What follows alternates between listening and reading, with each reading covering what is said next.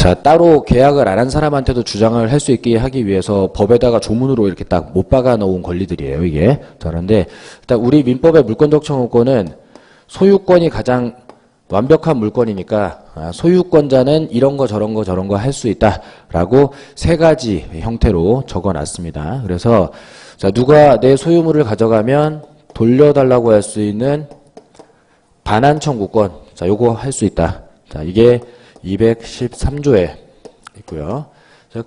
자, 내가 소유하는 물건인데 누가 막 뺏어가도 돌려달라고 하지 못한다면은 배타적 지배라고 하는 이 물권의 기능은 아무 의미가 없는 게 되는 거니까 무조건 할 수 있어야 된다는 거예요. 그리고 자, 가져간 건 아닌데 소유권 행사를 방해하면 그 방해를 제거할 수는 있어야 되겠다. 방해 제거 청구. 이것도 214조에다가 적어놨고요.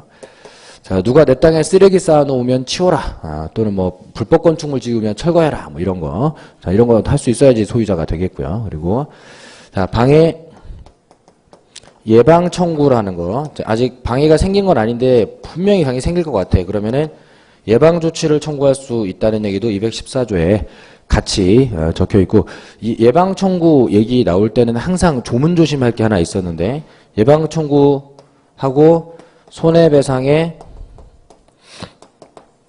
담보 청구가 세트인데, 자, 예방 청구하고 손해배상의 담보 청구를 같이 할 수 있다, 없다?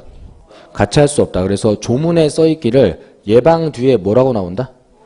또는 내지 뭐 이나 이런 게 나온다. 그래서 예방 또는 뭐 아니면 예방이나 이렇게 나오지, 예방과 함께 손해배상의 담보를 청구한다 이러면 X 되는 거예요. 그래서 예방 얘기 나오면 또는 이나 이런 게 똑바로 나와 있는지 조문 체크 하셔야 되고, 옛날부터 이거 많이 내던 문제이기 때문에 뭐 특별히 어떤 내용이 있는 게 아니라 한꺼번에 하지 말라는 뜻으로 예방 뒤는 항상 또는이다. 그래서 조문에 형광펜 찍어 놓으라고 제가 시켰을 겁니다. 그래서 자, 예방 뒤는 항상 또는 아니면 이나 이렇게 돼 있다. 자, 이렇게 돼 있고요. 자, 소유자는 이 세 가지 권리가 다 필요하니까 213조 14조를 통해서 다 할 수 있다고 되어 있고, 다른 물건들도 이제 물권적 청구권이 필요하기 때문에 자, 이런 조문이 필요한데 그 물건마다마다 이런 걸 쓰면 공간이 자꾸 부족해지기 때문에 그냥 이 조문을 가져다가 쓰는 준용이라고 하는 방법을 택해서 쓰는데, 물건의 성질이 조금씩 다르기 때문에 그대로 준용하는 경우도 있고 부분적으로 준용하는 경우도 있고 이랬던 거예요. 그래서 소유권처럼 이 세 가지가 다 필요한 물건들은 13, 14를 다 준용해서 쓰는데, 두 가지가 더 있었죠.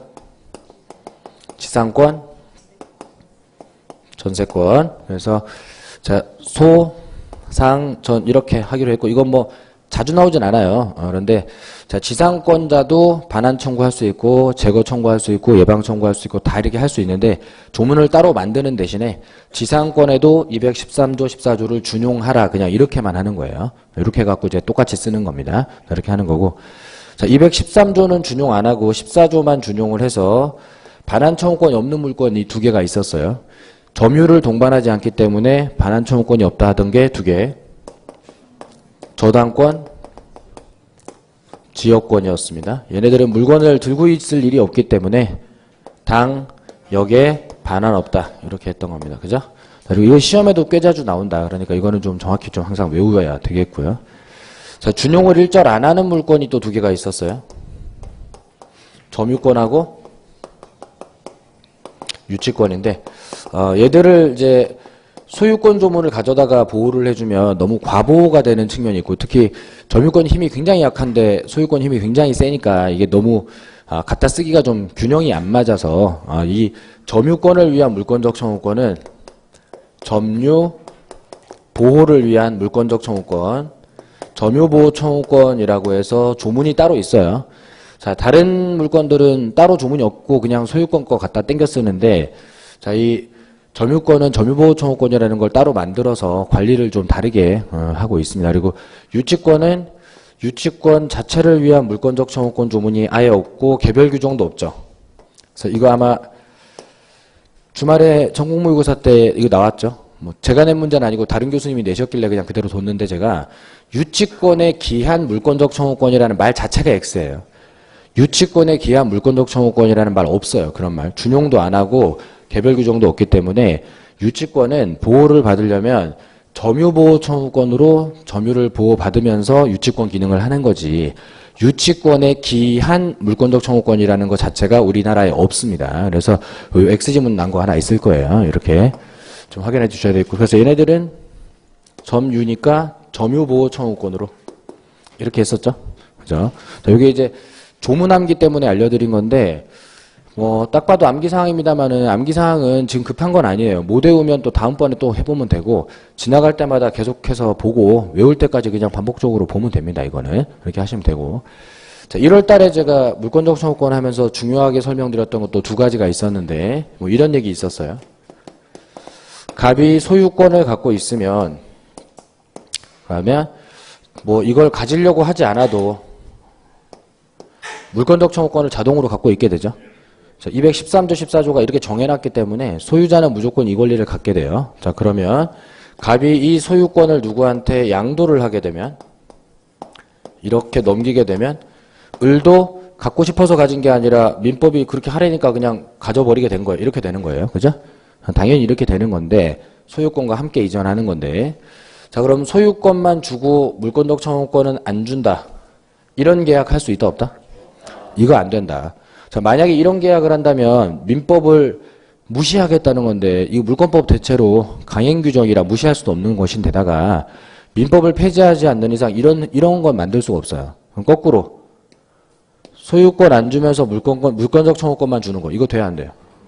이것도 안 돼요. 그래서 자, 이런 현상을 두고 이제 시험에도 많이 내는데, 소유권과 물권적 청구권은 분리 양도가 돼야 안 돼요? 안 돼요. 그래요. 이래요. 그러니까 자, 민법에서 그러라고 되어 있기 때문에 분리 양도 무조건 안 돼요. 자, 그러면은 물권적 청구권은 항상 누구한테 있는 권리예요? 소유자한테. 지금 소유자한테, 옛날 소유자한테. 지금 소유자한테. 소유권이 어디로 옮겨가면 무조건 물권적 청구권은 그 소유권을 따라가요. 그죠?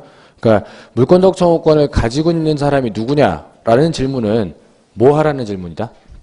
소유자 찾으라는 질문이다. 그리고 갑이 하는 권리가 물권적 청구권이냐 채권적 청구권이냐 물어보는 질문이 나오면 뭘 하면 된다?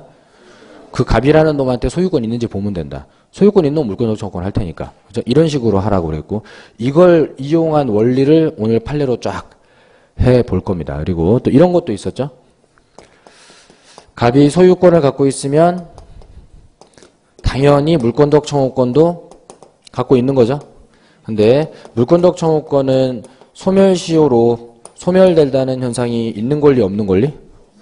없는 권리. 대부분의 물권이 그렇습니다만 소유권 같은 건 특히 권리 행사를 안 하고 한 10년, 20년 가야 시효 소멸할 텐데, 소유권은 언제든지 행사가 되고 있는 권리니까 시효 소멸이라는 걸 생각할 수가 없다. 자, 그러면 소유권이 시효 소멸이 없는데 물권적 청구권은 시효로 소멸했다. 있을 수 있나요, 없나요?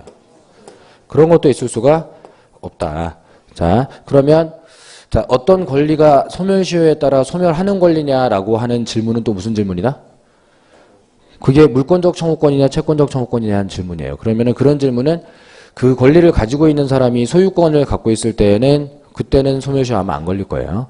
자, 그렇지 않을 때에는 물권적 청구권이 될 수 없으니까 아마 소멸시효에 걸릴 겁니다. 그래서 자, 물권적 청구권으로 평가가 되면 무조건 시효 소멸은 없는 거예요.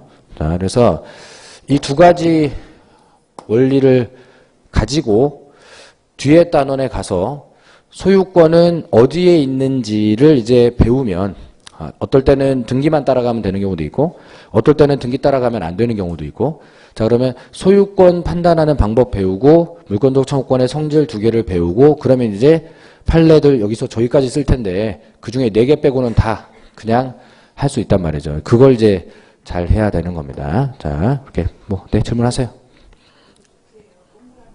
동그라미 하면 안 된다고. 거기 보시면 동그라미 하면 불가능.